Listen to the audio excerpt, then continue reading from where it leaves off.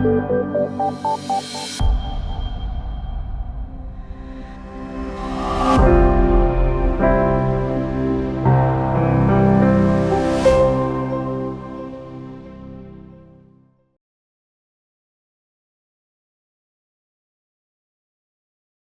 and welcome everybody. Welcome to the idtalks. My name is Anna. I am the facilitator of idtalks. idtalks are a series of webinars that are coming to you already 11 seasons and are presented by Salto Inclusion and Diversity Resource Center. And this year, in autumn of 2025, we have dedicated the season to social justice and youth work. We are looking at humanistic theories, discussing different types of types of youth engagement and activism. Generally, it's to have a deeper dive on the dynamics between structural change and individual inclusion, while focusing on individual needs is necessary. The significant focus should be on developing inclusive, diversity-sensitive structures and eliminate barriers from the beginning. Thus, we are bringing every second week on Wednesdays, 1 p.m. Central European Time, inspirational colleagues from the field that are going to talk about different topics related to social justice. And today we are going to talk about social justice and activism. I think my favorite, if I can pick favorites, a topic of the season. What is youth activism? What forms can it take? Do young people engage in activism and why? What kind of causes they are ready to fight for? Is it okay for youth work to be political or even radical? And we will discuss the links between activism and youth work with our amazing colleague from Ireland, Eimear Manning. Eimear is from National Youth Council of Ireland, responsible for youth and climate justice development. She coordinates youth-led projects centered on issues of climate change, climate justice, and meaningful youth inclusion. And with her experience of drafting different policy documents at the national and European level, she will be sharing with us today. So, Mir, I'm very, very happy and privileged to welcome you to our idtalks today. You have the floor. Thank you so much, everybody. It's really, really great to be here. One of the reasons why I was brought here today, I know, is because I helped with a really, really interesting policy, one of the first of its kind in trying to get, I suppose, less barriers for young people who want to engage in youth activism. And that was a Council of Europe recommendation. I will talk more about that later on. But as it's a complicated process, if any of you do want to ask questions about that when it comes up, please feel free. I can send you all a copy of that recommendation as well. Today, we're talking about social justice and activism. And there's my email address. If any of you don't get to ask your questions today or would like more time to formulate your questions, please feel free to take down my email address and email me later on. Just to start off, to kind of introduce, who are the National Youth Council of Ireland? We are the representative body for voluntary youth organisations in Ireland. So what that means is that if you can imagine the National Youth Council as the umbrella on the top, and then all of the voluntary youth organisations fall under that umbrella. So we're a membership organisation. We have over 50 youth organisations as members, and we work with almost 400,000 young people across Ireland and internationally per year.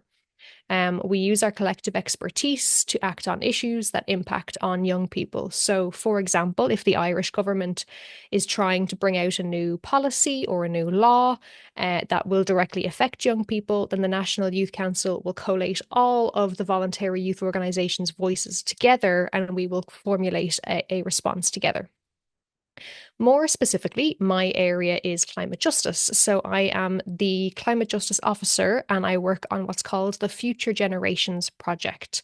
And it's a consortium project. You can see all of the partners and who were funded by down below. But it was established in 2020 as a consortium project, and it explores and highlights the systemic and human rights issues related to the climate crisis with young people, youth workers, and youth organisations. And the project brings together the voices of young people who are often missing from the climate discourse. So, this is particularly at global policy level, but we bring in young people that are from marginalized, rural, and disadvantaged backgrounds to have their say on how climate change is impacting them both now and potentially in the future. So, section one, we're going to look at why do young people engage in activism in the first place. Young people, to use an expression, have a lot on their plate. And this picture is a great picture to use because there's many, many foods, and there's also, for young people, many, many issues. So if we start in the top, some of these, when you were a young person yourself, also would have been dealing with these, but some of them are definitely new. So we have the Black Lives Matter movement and issues dealing with racism or sense of place. We have the Me Too movement, issues of personal safety and bodily autonomy, LGBTQIA plus and self-expression. War and violence, if we look at Russia and Ukraine, or we look at Israel and Palestine, these are really, really prominent issues that young people are seeing and are seeing in a different way now because they have access to social media. So they can actually see the horrors of war in their phone as opposed to it just being a far off thing. Um, Climate change, the housing crisis in many countries or cost of living crisis. Nutritionally deficient in a lot of countries with the rise of fast food. It's harder to keep young people feeling like they're actually meeting their nutritional needs. Bombarded with advertising. They now basically have advertisements in their pocket 24/7 if they want them. We have social media and the attention economy, so trying so hard to grab the eyeballs of young people so that they will spend money on things. We have the rise of individualism over community. We now have AI, which is relatively new, and I think AI is moving faster than many of us can keep up with. The rise of far right and far left ideologies, so this huge political divide, which has always been there, but once again, it's being exacerbated by the fact that we can now see it constantly on our phones. The death of democracy. This is a big one that's starting to come into Europe at the moment now, and I'll actually explain a little bit more about this later. The mental health epidemic, peer pressure and bullying, drugs, alcohol, and now vaping, irresponsible governments, or sorry, not irresponsible governments, irresponsive governments. So if young people feel that they want to have an outlet to talk about all of these issues, a lot of the time governments are irresponsive to that in the ways that young people feel is meaningful. They are considered an entitled workforce. This is something that I can share more videos on later, but there is this notion amongst managers who have come up from boomer and millennial generations that Gen Z and otherwise are entitled because they're asking for more without giving. But there's actually some really, really in-depth details about workplace trauma as to why that is. So we can go into that later too. And on top of all of that, all of these issues that they're dealing with, they're still considered too immature to join into larger conversations. So, one of the biggest issues that we are seeing is a lot of people needing to be very vocal about certain issues that their communities are facing, that they feel that they're facing. But they're growing up in a time where having your voice heard about your issues is always fine. But now it's becoming more acceptable to be intolerant. There is an us versus them narrative that's now really commonplace in many countries. And not only that, but it's becoming easier than ever to be intolerant with new niches cropping up to try to appeal to more people. So, for example, many of you probably haven't heard of this before, but it is a rising trend. Have you heard about the rise of the far right environmentalist? So you might not think of the far right movement as particularly caring about climate, but in order to try to silo in new people into the movement, they're trying to diversify what they stand for. And they realize that climate change is one of those problems where if somebody has certain far right ideologies, but also believes that climate change is happening and sees that the far right isn't advocating for that, they have now created this concept of eco bordering to try to show that the far right movement does care about the environment. What eco-bordering is, and just to be very clear, I absolutely abhor this in every way. I totally condemn this way of thinking. But what eco-bordering is saying that if somebody from a different country moves into my country, they're not going to care or have the same respect for the environment as I do, as a person who has lived here my whole life. Therefore, if we close the borders to our country and don't let immigrants in, it's actually eco-friendly to do that. It's a very, very divisive practice. It's a terrible, terrible way of thinking. But if for some people who are on the fence about joining the far right movement, for example, this is a way to try and pull additional people in. And while you mightn't have heard of this yet, it is on the rise. So now all of these different extremist groups are trying to grab extra people and silo them in. Now, Jamal Berkmar has a really interesting way of looking at this. He doesn't use this term, generational codes. That's the term that I'm putting on it. But Jamal says that every new generation ends up trying to reject the phrases and the codes that the previous generation inherited and tried to make the new generation inherit too. Older generations tend to think this is because newer generations are rebelling. But what if it's actually our fault? What if older generations failed those codes, abused them, and didn't maintain them properly? Let me give you some examples. So let's take this phrase, a phrase that I definitely heard in the early years of me growing up. The customer is always right. And that sounded really, really good for a while until enough people worked in the retail and hospitality industry and came along and said, no, actually, the customer is actually a bit awful sometimes, and they are mostly wrong. So my generation, I think, was the last one that decided to realize that that phrase is no longer applicable, and we're going to disregard that phrase. But there are still phrases as a millennial that I hold on to quite dearly when realistically I don't know if I should anymore. For example, innocent until proven guilty. And I think my generation does still kind of cling to this, but it's become much harder to actually cling to it, particularly for younger people, particularly for women, and particularly for people of colour. We've seen sexual assault cases collapse despite mountains of evidence. We've seen police globally kill innocent people and walk free or get a slap on the wrist as opposed to real justice for victims. Then we have another phrase, a big one for me. Sticks and stones may break my bones, but words will never hurt me. The instinct for me is to agree with this. I grew up with it, but we need to be very honest that words can very much hurt communities, as can certain actions and even lack of actions. Freedom of speech should never have been freedom from repercussion, which is being warped into. And if you think about it, the current generations that are coming up came into this world being told to be accepting of everybody and their differences. But they got to listen to a single man using incredibly racist and misogynistic speech and still rise to one of the most powerful presidency seats in the world. What kind of lesson is that?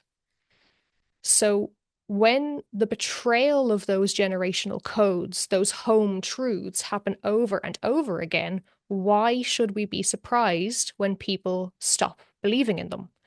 If we let injustices run unchecked for decades with no consequences, why are we suddenly surprised when a new generation wants to change the narrative?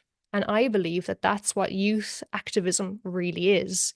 It's changing the narrative from an old generational code that is outdated into a new code or way of practice that's more aligned to the values and morals of young people. So, what is youth activism and what form does it take? So, I'm going to ask you, if you don't mind, to open the chat box and if or come off microphone if it's easier for you, if that's what you'd prefer. But I want you to do me a really quick favor and just write down what jumps to mind when you think of forms of youth activism, different types of youth activism. When you think youth activist in your head, what are they doing? What are they doing as part of their activism?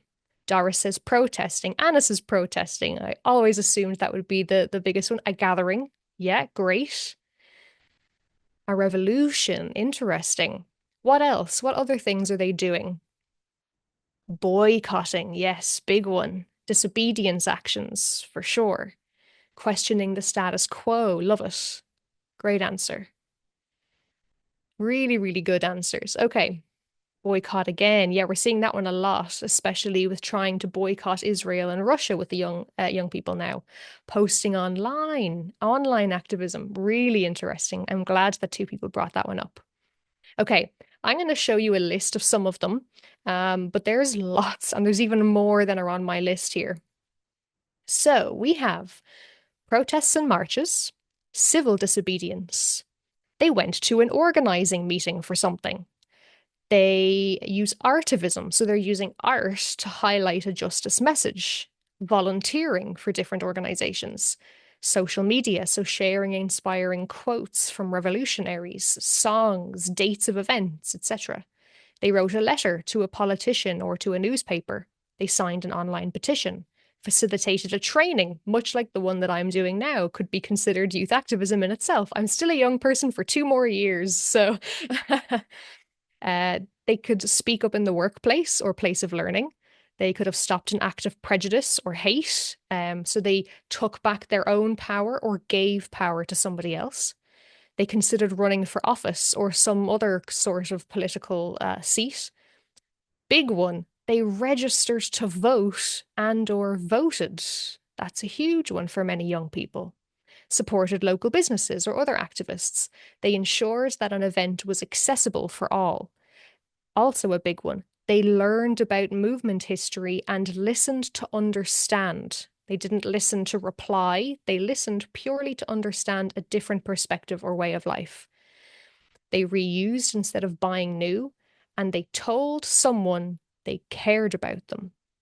And that one confuses people a lot. But what I want you to understand is that in youth activism, activism is a byproduct. It's not the motive. You're not motivated to do activism. You're motivated by the issue.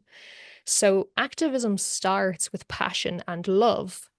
And the more personal your connection to a cause, the more motivated you will be. So activism actually starts with acts of love, even if the love is just listening to understand or brushing up on the histories of the oppressed. But telling people you care about them is not what a capitalistic society wants. They want us to need to rely on products as opposed to each other. So just saying, I love you and care about you, and the things that are happening to you are awful, and I see that, and I want to support you in that. That can be a form of activism. And I say that to all of you here today. I want to focus on one particular area, one particular issue, which is the area that I'm most used to. But thank you for the love heart, Maria. But it's climate change. And the reason why I want to look at this one in particular is it's probably the biggest revolution that we have seen where young voices, youth voices are at the helm.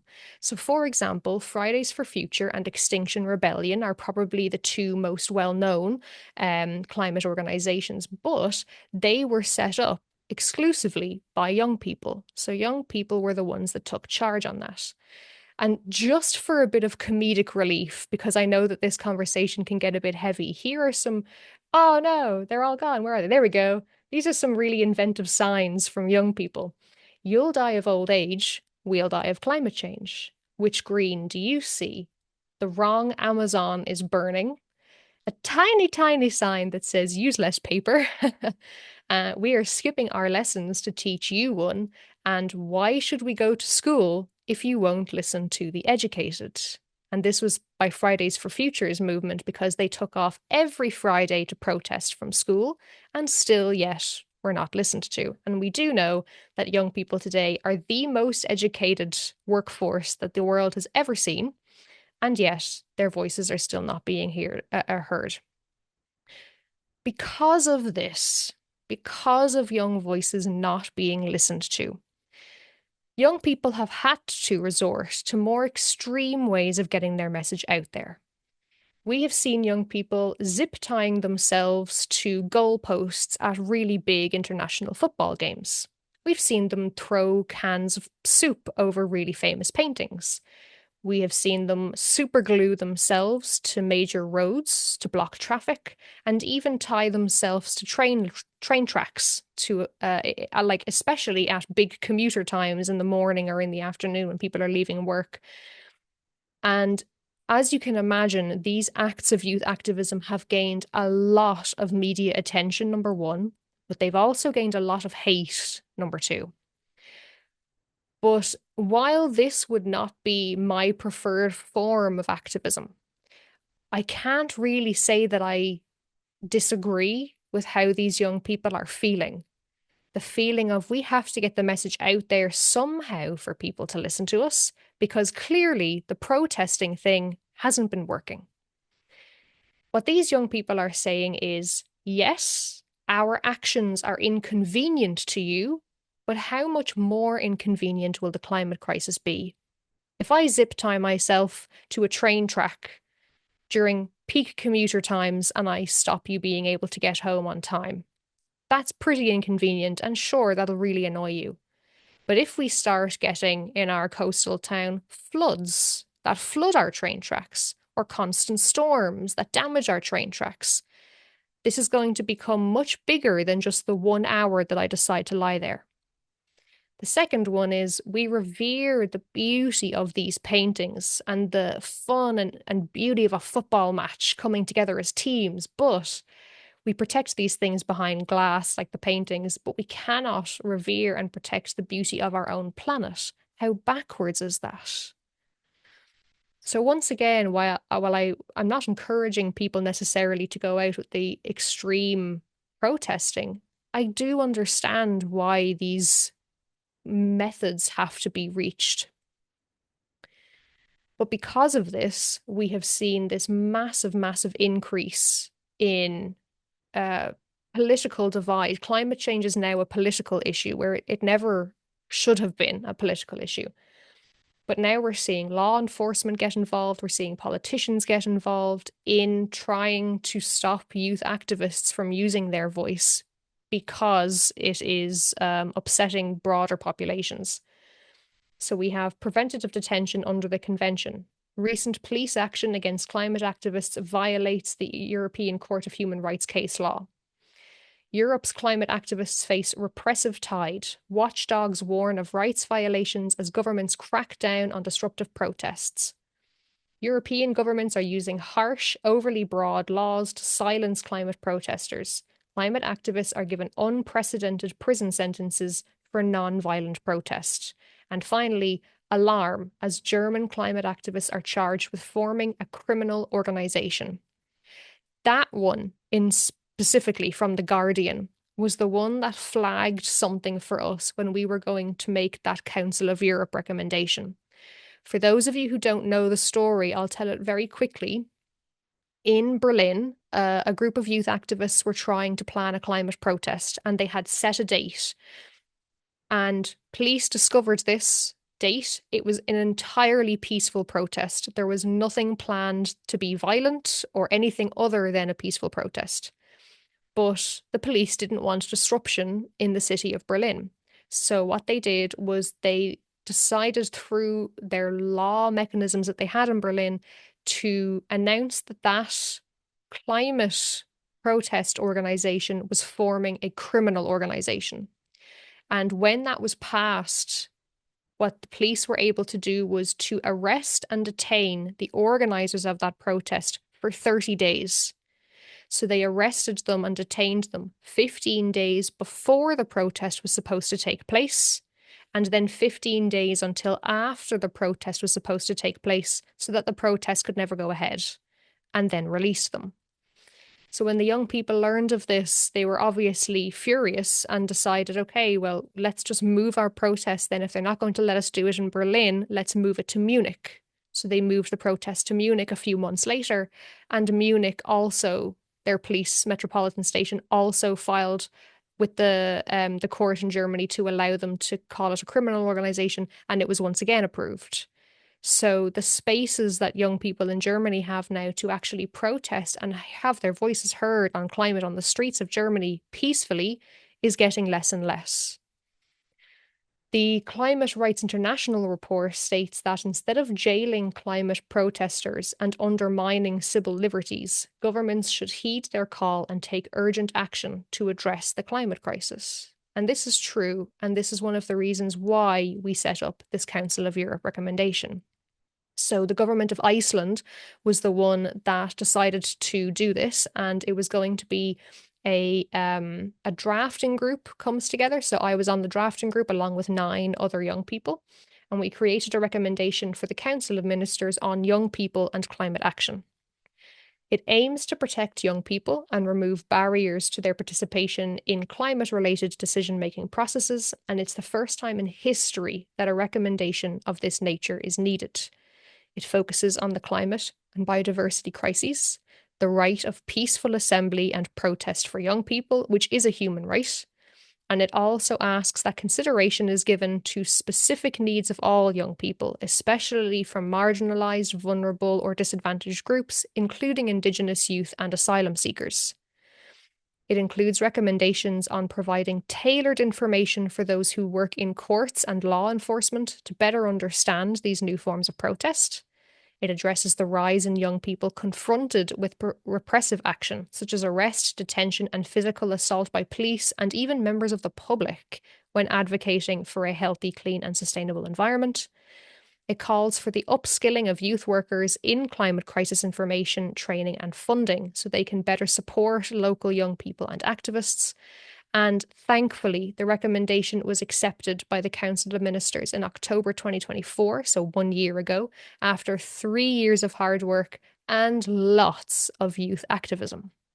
So that is now an adopted piece of work, and I actually have the link. Am I able to copy it here? I'm not able to copy it from my notes at the moment, but I will at the end of the session if you would like to have a copy of that recommendation. Section 3. Probably the section people have been waiting for the most. Should youth work be radical and or political?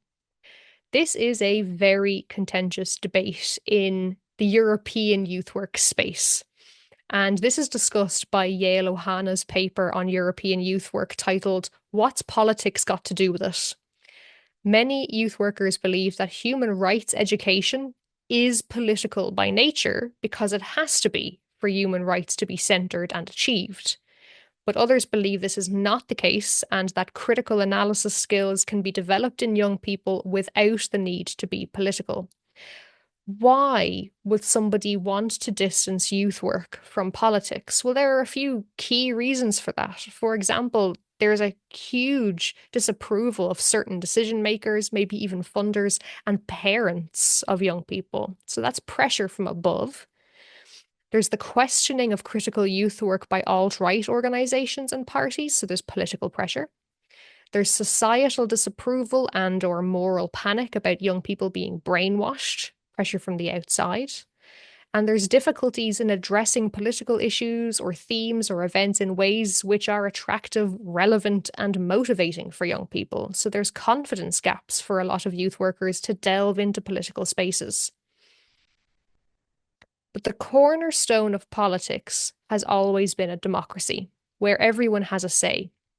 But young people are unequally affected by this, as they're one of the key groups who have historically not had a say in how their country or society operates around them, mostly because they can't vote, so their voices are left out, or they're not adhered to by politicians because they're not of voting age. But sociologist and youth researcher Klaus Hurlemann says, in Germany, we are not succeeding. We are not the only ones, but it is very noticeable here. To involve young people in political life where decisions are actually being made, where power is being exercised, where the course for the future is being set. In these arenas, young people are not represented. And research conducted at Harvard University and the University of Melbourne backs this up, showing that young people today have the least trust in democracy than any other age group. And of course, they have the least trust in democracy because they're not involved in it. They're too young to be involved in it. They're considered too immature to be involved in it. So I want to go back to this question again. Should youth work be radical and or political? While I understand that youth work being seen as political may cause controversy for some, I would argue that youth work has always been political. The origins of youth work are in community work systems, and many of which sprang up as, and I'll read the quote here, an ideological response to the creation of massive new residential areas in the interwar period, and a reflection of the general anxiety to return to what was taken for normality after the social crisis of the 1930s and the Second World War. This is when community work really started to come to the fore. And by the 1970s, stress was being placed on the political dimension of community work. The emphasis in the late 1960s and early 70s is that of planning change in consultation between local communities and government agencies.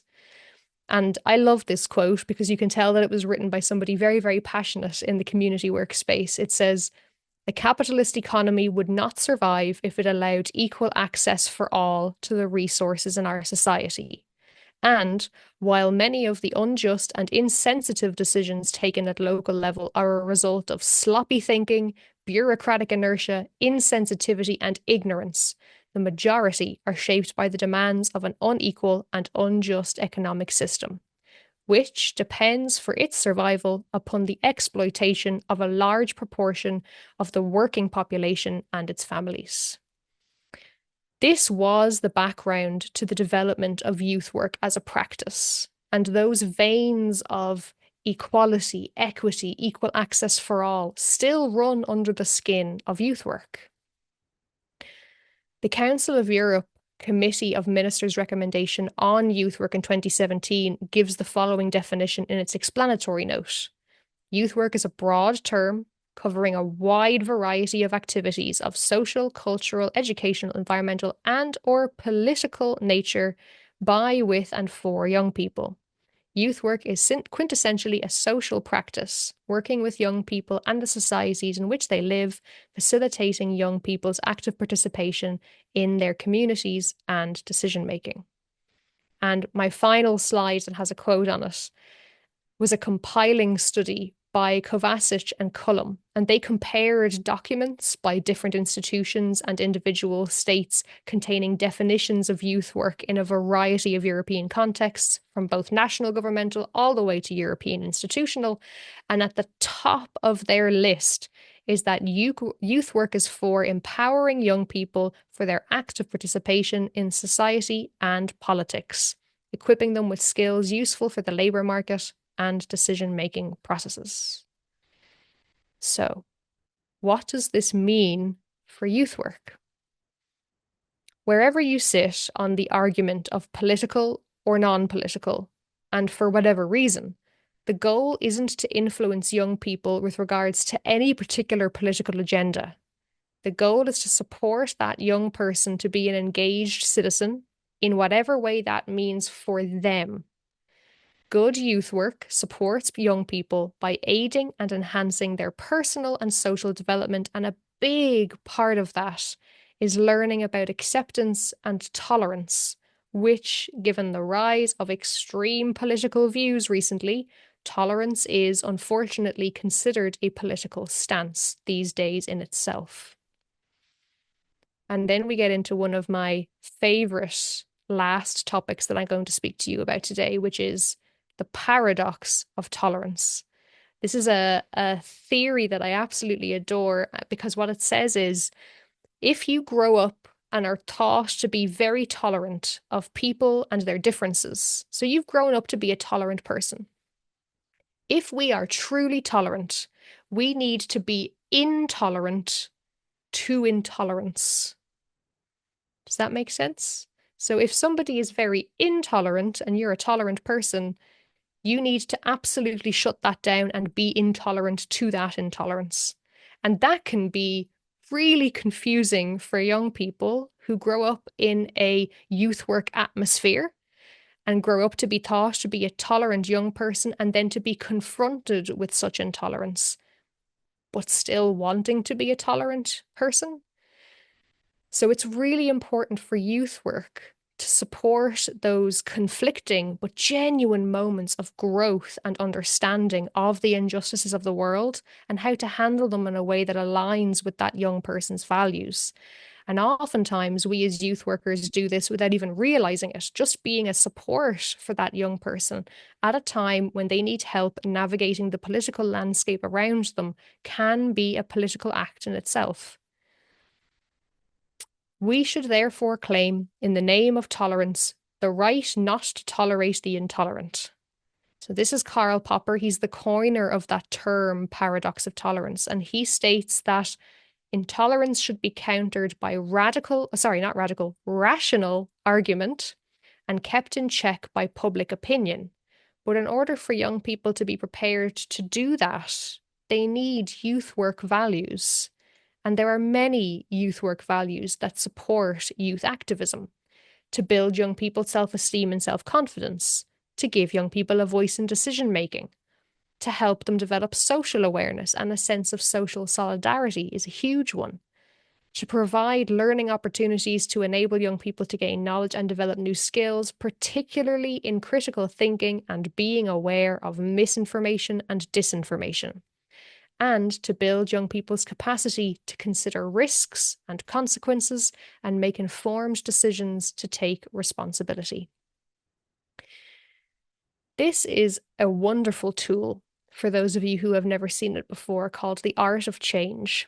And it reminds both youth workers and young people that true activism and kind of achieving true change is a journey and a process that has many, many stages. So it's not just one thing to do the action, but there are many, many things that come before the action and many, many things come after.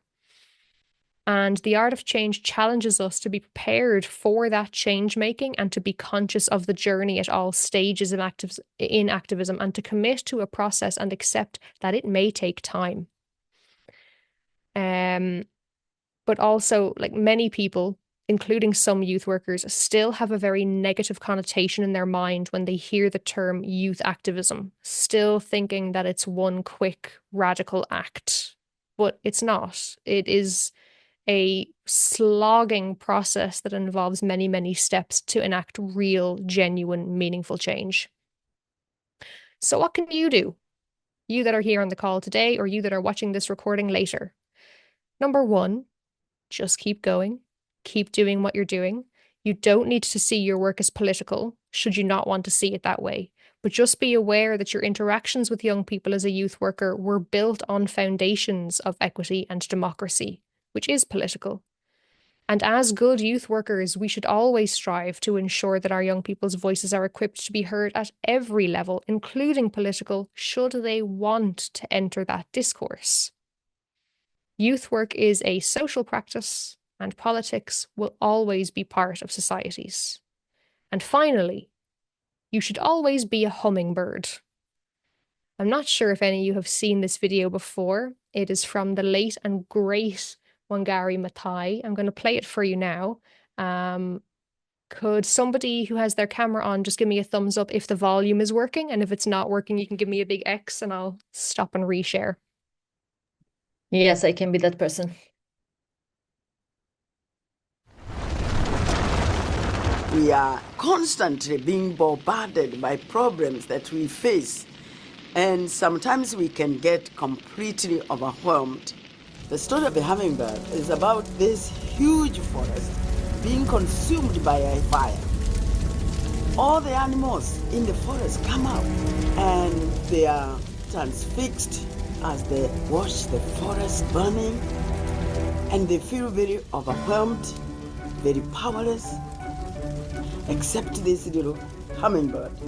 It says, I'm going to do something about the fire. So it flies to the nearest stream, takes a drop of water, and it puts it on the fire and goes up and down, up and down, up and down, as fast as it can. In the meantime, all the other animals, much bigger animals like the elephant with a big trunk, could bring much more water. They are standing there helpless, and they are saying to the hummingbird, "What do you think you can do? You're too little. This fire is too big. Your wings are too little. And you're big, so small. You can only bring a small drop of water at a time." But as they continue to discourage it, it turns to them without wasting any time and tells them, "I am doing the best I can." And that, to me, is what all of us should do. We should always feel like a hummingbird. I really love that animation because I think you can use it for so many different contexts. But I do have some further reading links as well in the slides if anybody wants access to them. And thank you so much for listening. And I'm very, very happy to answer any questions that you might have. Thank you. Wow, this was so good. This was so good. And the animation in the end, I think, like a cherry on top of a cake. But from now on, I think I will be a little bit more mindful about the phrases that I'm using that are coming from the past, because maybe some of them are already outdated. So thank you very much. I think for the beginning, first question that came in that I found really important and maybe a starter of a conversation. I think it came in exactly in the moment when you were showing this menu of topics that young people are concerned with and are affecting their lives. But then Doris here is saying, how do you get young people from marginalized groups to engage, as they often have more pressing and personal issues to deal with? So global concerns, but also my personal needs and my personal situation can be, yes, an additional level of complexity. How do you engage, or how could others engage with young people that maybe are not that are struggling on their personal front, and what do you do in these cases? Yes. It's a really good question, and I'll answer first, but if anybody else wants to jump in with their own experience afterwards, please do. But we work with a lot of young people from vulnerable communities, marginalized backgrounds, and to a certain extent, I always feel a little bit of guilt going into these spaces and having to bring climate change as an added layer of the crap cake that some young people have been dealt in their lives. But there's a couple of things that you can do, first of all. And the first one really is to build trust. A lot of young people who are vulnerable or from marginalized backgrounds have a certain amount of barriers that they have overcome or they are currently facing. And trust is a huge, huge problem in those communities to see, are you genuinely here to support me, or do you just have to talk to me to meet a funding, call that you put in? So what we did was we spent a lot of time building trust with the young people, acting through their youth workers to try and just hang out with them, discuss with them, see, where are your needs? What interests you? What hobbies do you have? And over time, we were able to bring in this idea that you have a lot going on, and climate change is just one additional thing on top of that. But it kind of came to a point where it said, you don't owe us anything. You don't owe us your voice. You don't owe us your time. But a lot of decisions are being made on climate change right now, for example. And we would love to have your voice there, because we're afraid that if it's not included in these decision-making processes, somebody else could make those decisions for you and they might not actually be of benefit to you. So it came from a genuine place of care. And I think the young people felt that. But I can't stress enough the time that it takes to get to understand those young people and know them. Like, we worked with young people who were at risk of being in trouble with the law. Many of them had dropped out of school, were no longer in formal education. So non-formal education and youth work was their only form of structured education at all. And it's a way of trying to see where their needs are and then relate the issue that you want to bring to them in a way that they'll understand. I hope that makes sense. But I think you're right there, Doris, when you say that, establishing a good relationship is key. Yeah.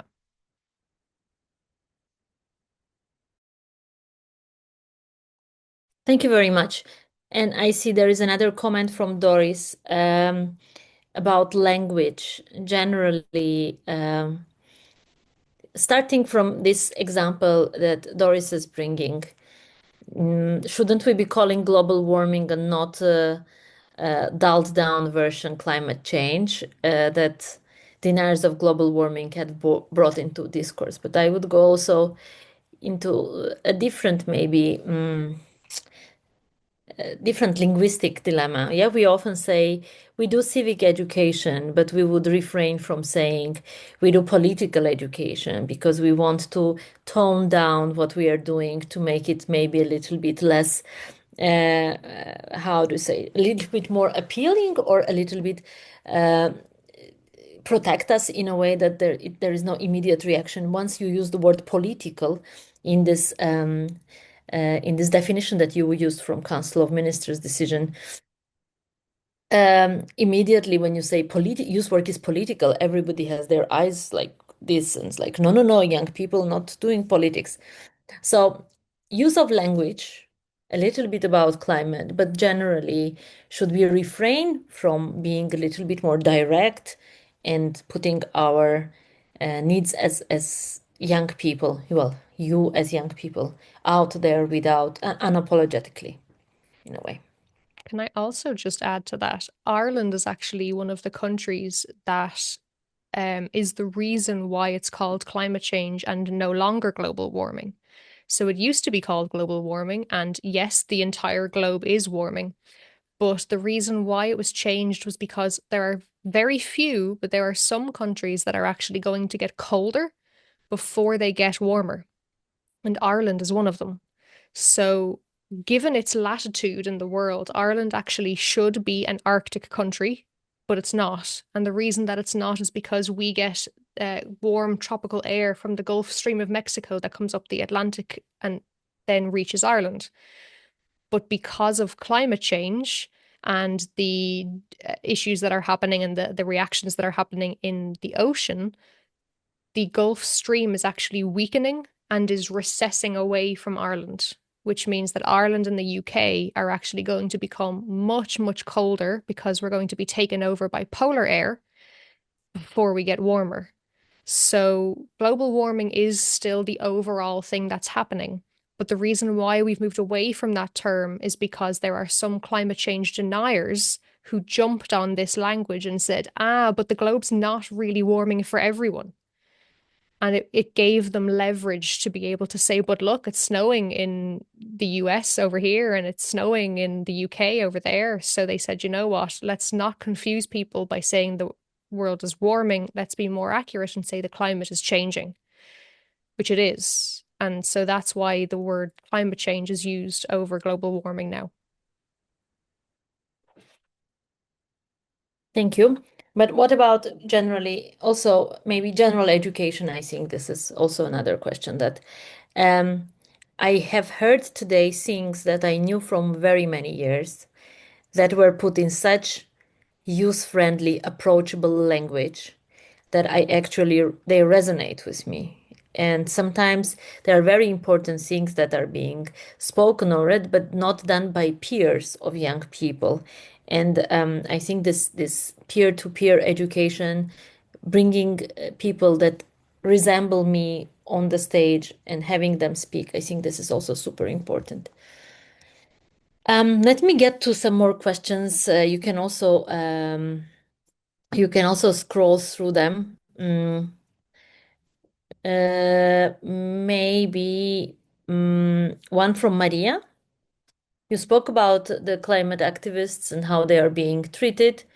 Does it also apply to other causes, or is it something very kind of, at this point, very much connected just with climate activism? Or what do we see any trends there? And also, do we see any causes that are particularly important to young people, what they are more interested in? Well, at least maybe in Ireland. I use climate as an example because it's the one closest to my work, but definitely these acts are being mirrored across pretty much every single other civil society protest or movement. So for example, the Black Lives Matter movement started in the US, but then you started having people coming out and saying the only reason why racism is still a thing is because you keep talking about it. If you didn't talk about it, racism wouldn't be a thing. Trying to undermine, trying to play down the issues, trying to say that you are attempting to victimize yourself when there's nothing there to victimize. You see that in the Me Too movement as well, where people are saying just tell them to back off, just tell them not to touch you, just tell them whatever. Like it's completely undermining the actual kind of, I suppose, epidemic or issue. It will continue to be mirrored, I think, until people do that act of listening to understand as opposed to listening to defend or listening to reply, but just trying to take in what other people have gone through and believe it. Like that, what was the quote that I used in my presentation earlier? Hold on, I'm trying to get the exact wording. Innocent until proven guilty. I think a lot of people go around still with that attitude, but that can be really, really undermining to victims of actual abuse in these movements, abuse in whatever form you want to take it. So yeah, I think that there's a lot of work of people to learn compassion, empathy, and just to find a sense of solidarity again, because the us versus them narrative has been going on for a long, long time. And realistically, it has no place to be in modern society, but yet it still prevails because it keeps certain people powerful and it keeps certain people weaker, which is beneficial to those who have power. So a lot of it's a power imbalance and a power dynamic issue, but yeah, a lot of work has to be done. There is one more question that I omitted when I was scrolling down. So, considering the personal is political and vice versa, just confused on how can we separate youth activism from politics? Isn't everything systemic? Would be the question. So, where is the line of youth activism and politics drawn, or do we need a line there? I would argue that there is no line. I would argue that youth work is political and that it always has been. And I would totally agree that everything is systemic and that realistically, if we're trying to bring young people up to be good, active citizens within society, politics is a huge part of society. It might not be everything, but it can form the majority of how society acts and how some people are treated in society.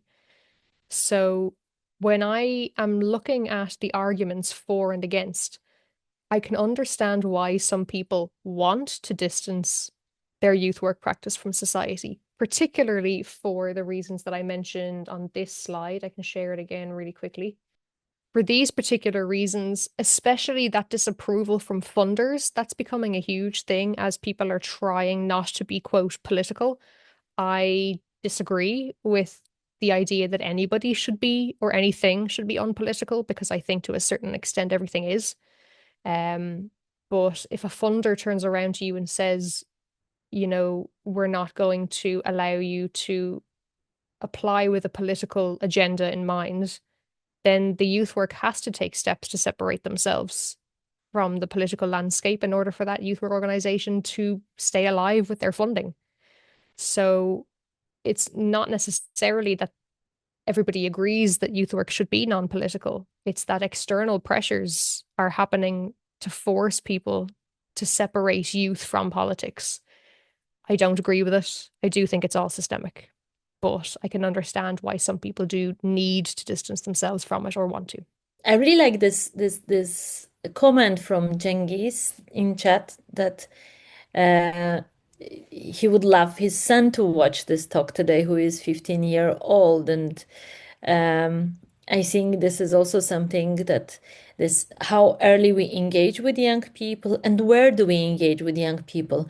Yeah, maybe building up on this question or the follow-up question from Doris. Do you have any spaces where you come closer to young people, do any kind of activities, or how do you reach young people, especially these marginalized groups? I imagine they are less likely to come to your doorsteps themselves, to the National Youth Council, and say, hey, we are interested in a topic.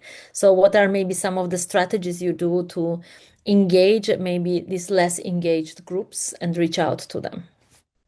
Sure. So there are kind of two pieces that I want to look at here. One is something that you could do as a parent, but also as a youth worker, and that is to be really, really transparent to the point where you don't feel like you have to be proud around your young person. So what I mean by that is, I think especially my generation and the generation above me, we kind of grew up in a world that was very, very focused on professionalism and trying to make the most of our professional careers and trying to always come across a certain way.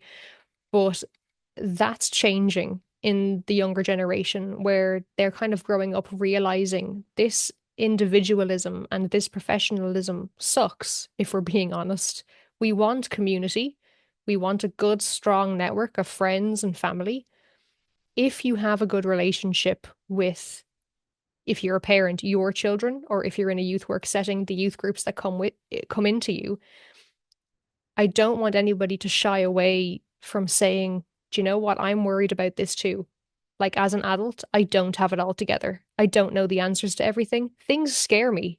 And what's happening right now scares me, particularly for you, knowing that in that phone, that tiny little device, there are people who could bully you, insult you. You are watching videos of people who have opinions that do not align with how a good society, a tolerant, accepting society works.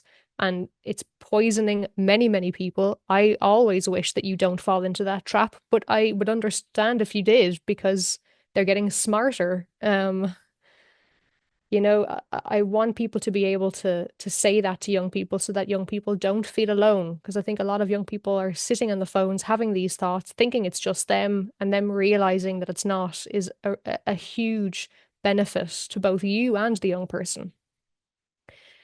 As a youth worker, in terms of targeting those marginalized communities, I don't necessarily like the term targeting, but I suppose including, because they should be included.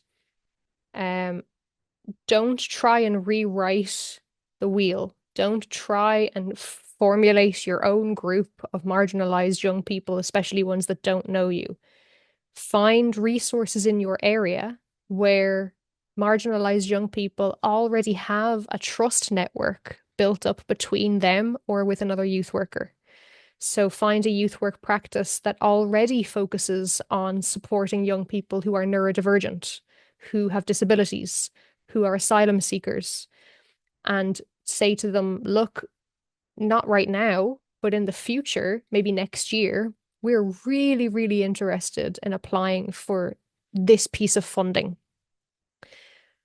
But we don't want to apply for it without having your young people as part of that conversation, as part of that planning process, because we want to apply for something that's really going to matter to them.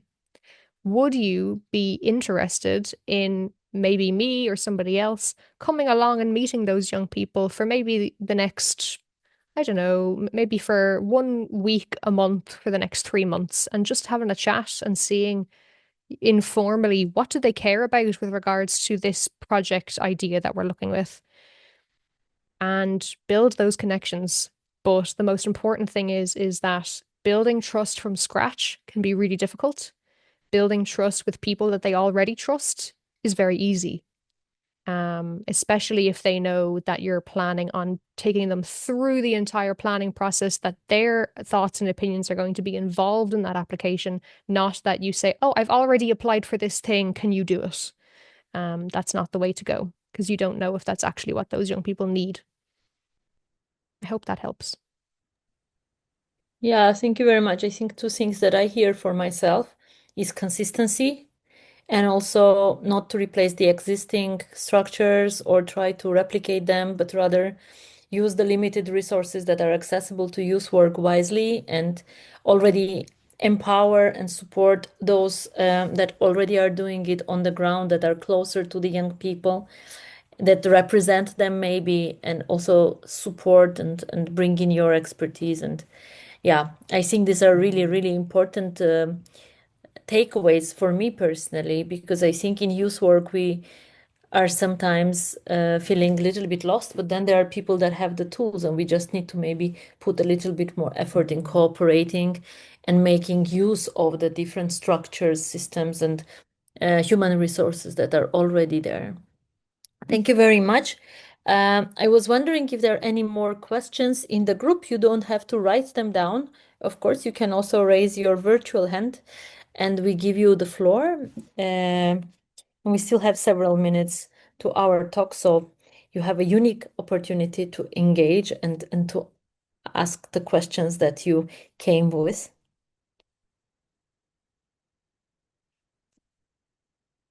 Maria, I'm surprised you don't have more questions. I have more comments about love being act of activism. I think that's what I'm taking away from today. Didn't expect hearing that. I don't know if you something more to say about it, of this act of care and love, and how important is that. I mean, it was always, but now maybe even more than before. Yeah, I think when people think of youth activism or activism in general, they think of things that are radical, or they think of things that are angry. But I don't think that they really see that that anger comes from watching someone or something you love be so displaced, be so oppressed that it can't flourish. And if you have the love and the passion for something and you're not being listened to, of course there might be some anger behind that, frustration behind that, wanting to get your voice across. But ultimately, for me, if I see somebody doing anything that's a form of activism, they have to have so much love and care behind that, that to me, it actually helps me understand their anger better. So, for example, if we look at the global Sumud flotilla, where we had those 50 ships sailing from Barcelona across to the Gaza Strip, the amount of passion that they had to have to go and do that took so much courage, especially not knowing if they were going to come back alive. There's so much love there for me in those people that they feel. And it made me quite emotional watching their videos as they crossed this sea together as a big group, saying that, you know, we're doing what our political leaders should be doing. And I think that in different contexts, a lot of people wish that they could do something as big and as vast and as peaceful as the global Sumud flotilla, but for other issues. But they're left with the resources that they have. But just know that whatever resources you are seeing, whatever resources the media is telling you that they have done, it's all based in love, whether it looks angry to you or not. Mm-hmm. Yeah, thank you very much. I think this is really also shifting. This way of thinking is also really shifting how activists are viewed, because they are not only targeted for their activism or the causes, but they are also targeted very often as people, as young people, and somehow we the society doesn't look at them as living creatures, but rather symbols. But these creatures come with their own emotions and their own mental health, and the amount of hate that is flying their way sometimes it's just unfair and unjust towards them as individuals. They are not monuments, they are living creatures. Yeah. Thank you very much for clarifying it. We got one quite interesting question here. Um, Julia is asking, once you have reached the young people and involved them in activities, projects, etc., how do you keep the relation and engagement? Because in their practice, they've noticed an on and off engagement in younger generations. So, how do you keep this process maybe long term, and how do you relate and keep the relations and engage further? It's a great question, and it actually took us a few years to work it out for us as well. So, in the Future Generations project that I'm the coordinator of, For the first few years, we were asking the young people what they wanted to do, and we were applying for that thing. But then, as the project went on, because it was a year long, as the project went on, they learned new things and wanted to shift their narrative. But we said, oh, but we can't because we applied for this thing. Or they wanted to shift the action that they took. And we were saying, oh, but we applied for this, so we kind of have to do this. And one of the biggest lessons that we learned is that if you are applying for funding for a project that is going to involve youth, stipulate in your application that this is a youth-led project and that as the young people learn with us and develop their sense of self around this topic, we want to leave room for them to be able to make changes to their actions as they go. So we are going to apply to do XYZ, but we would like to be able to contact you and update you on actually they want to change Y because they think that changing Y to this new thing will be more meaningful to them, but also more meaningful to what they have learned. That was a huge thing for us. And it was a huge thing for several reasons. The first one was that young people felt that they had more agency over the project from start to finish. The second thing was young people genuinely felt more listened to because if we were adapting the project and providing them funding for what they wanted to actually do as they grew in terms of the project, they really did felt respected in that regard. And then the last thing was because it was such a collaborative project then in the future from start to finish with the young people, they were more likely to stick on and do the project again, knowing that whatever they wanted to do, they would be allowed to within reason. But it became more of a collaboration as opposed to a top-down project. And then what we also strived to do separately was deepen the project every year. So say, for example, in their first year, if they learned about what is climate justice, we don't know what it is. So let's learn about it as a concept. Then the next year, they wanted to do some local based projects. Then the next year, we did national based projects. And now in this year, we're actually looking to do global based projects. So it's also creating pathways for them to feel like they're still learning new things with this each time at a pace that suits them. I hope that helps. Mm-hmm. Yeah, thank you very much. I think that's very giving young people the agency and the options to choose. And Julia agrees. Thanks you for the answer to the question. We have one more question here. I have a feeling it's likely kind of a follow-up to one of the questions we discussed before. From Doris here saying, I'm curious, do you also have or know projects that focus on bringing young people from different backgrounds together? As you said, and I agree, when we see that someone we love is being mistreated, we start caring, or we are more likely to. But our societies are more and more divided. And I wonder how many young people don't even know or want to know how many peers are mistreated, marginalized, and such, because they live in their own bubbles. So, how do you mix between the bubbles? Let's say, how to make sure that we don't only care maybe, or we don't only support the causes that are impacting us personally, but also creating this empathy between different groups, between different backgrounds to do it collaboratively across our bubbles. And maybe this would be the last question, because I think the more we go, the more questions we will get, but unfortunately time is limited. Sure. And I'm loving the conversations. So once again, please do feel free to email me. I'll put my email in the chat if anybody wants to ask any more questions that I can't get to. But it's a wonderful question. And to be honest, this is still something, if I'm being super transparent, that I'm still trying to work out. But we did have one really interesting incident that I'll just tell you about really quickly, where we brought some young people to a European-based conference, and it was an entirely youth-led and youth-focused conference. And it was about maybe the second day, lunchtime, and a group of young people found out that one of those young people was the youth representative for a very, very racist political figure back in their country. And this particular, this political figure was running for office at the time, and one of the young people there was their youth representative. And many of the young people in that space completely started to ignore that one young person, shunned them, didn't want to have anything to do with them, didn't want to discuss anything with them, just branded that young person equally as racist because they were supporting this politician.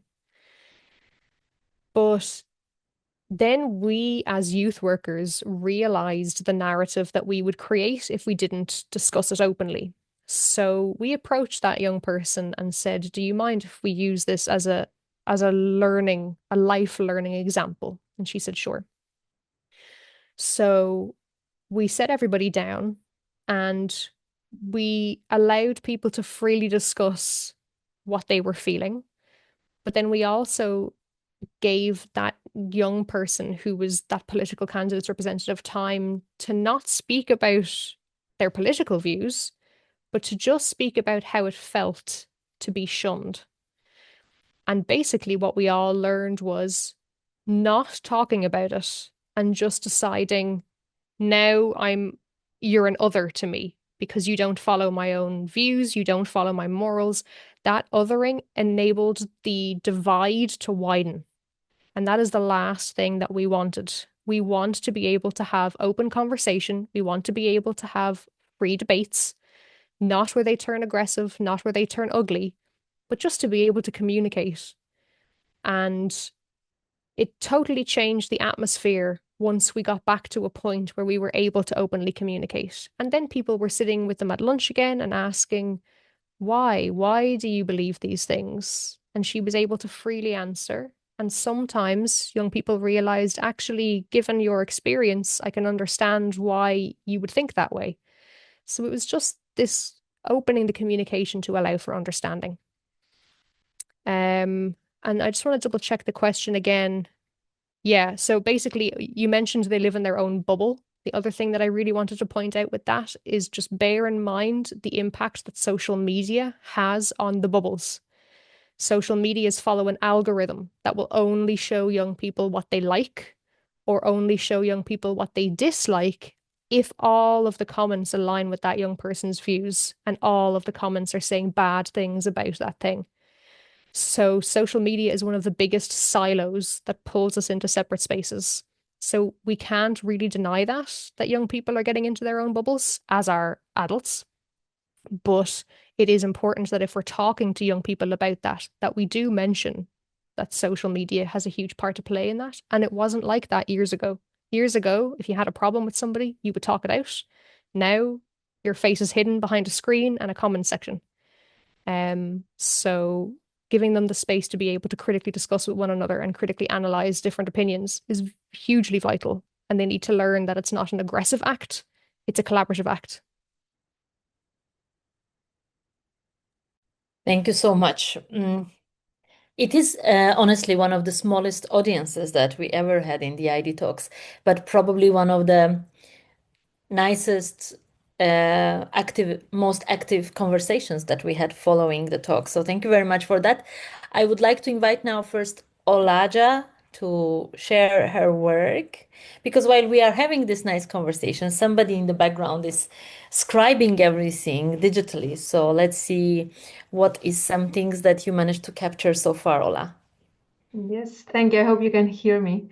And today I almost did forget that there was something I had to show at the end. Like I was just following the conversation, being like super like listening to a podcast and being totally taken by it. And wow, I really loved it. So this is like a few bits and pieces from the conversation. And yeah, I think what we can take from this 1 hour that we have been together is that, yeah, definitely youth activism is much more than protesting. It's much more than just, going on the streets or signing petitions, but it's really an act of care, of love, creativity, and it really, it's like a translation of taking responsibility in our current world, which is, plagued with crisis and with issues at so many different levels. So yeah, I think we have agreed then towards the end that youth activism or activism is political, and it has to be. It is rooted in it being political. And sometimes it is more radical. It has to find ways to go out when it tries to be suppressed, or it doesn't find, or is not given the channels to be expressed. But also what we finalized with is the idea that also the small actions are also meaningful. So here with the hummingbird, I think this represents very well our everyday work as youth workers or educators. And yeah, I thank you very much, Eimear. It's really, really, really nice.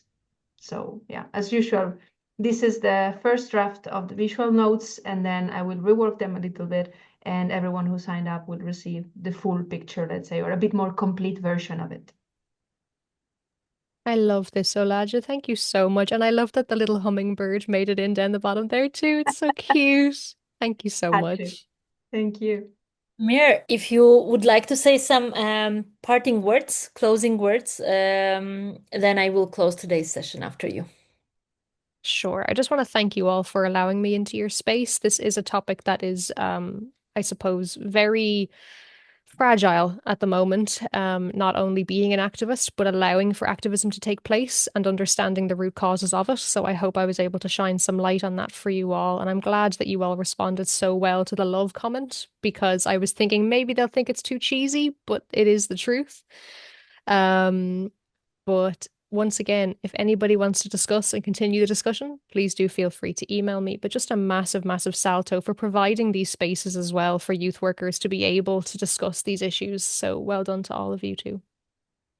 Thank you very much. I would normally close with something of my own, but I think for today, apart from reminder that we still have one more talk in this season in 2 weeks' time, I just want to use Alina, quote Alina, one of our participants today. She said, popped up rather late, as was in another meeting, but I want to thank you all for such insightful and inspiring conversation. I loved a mere reminder about activism and volunteering coming from a place of love. Thank you for that, and thank you all for the entire discussion.